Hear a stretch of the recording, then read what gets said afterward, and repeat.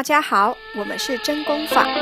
今天就要教大家弹奏古筝的正确坐姿，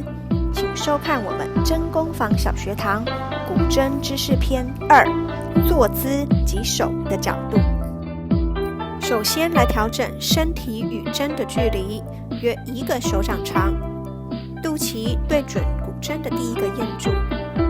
但是如果坐得离古筝太近，衣服容易影响到第1弦的发音。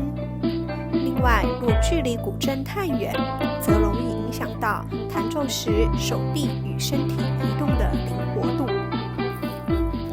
再来，双脚可一前一后，在针架内侧确实平踩地板就可以了，但是请尽量避免一些不雅的动作哦。接着上半身手臂微开，肩膀放松，腰杆挺直，以手部能够自由舒适的移动为主，应该尽量避免耸肩，这样肩颈的肌肉容易紧绷酸痛，以及避免夹手臂这样的动作，因为演奏的时候手臂不易伸展，动作会变得不敏捷。今天第一次看我们影片的朋友，也别忘了去补充一下我们古筝小学堂的第1部影片。最后别忘了帮我们按赞以及分享。那我们下周见，拜拜。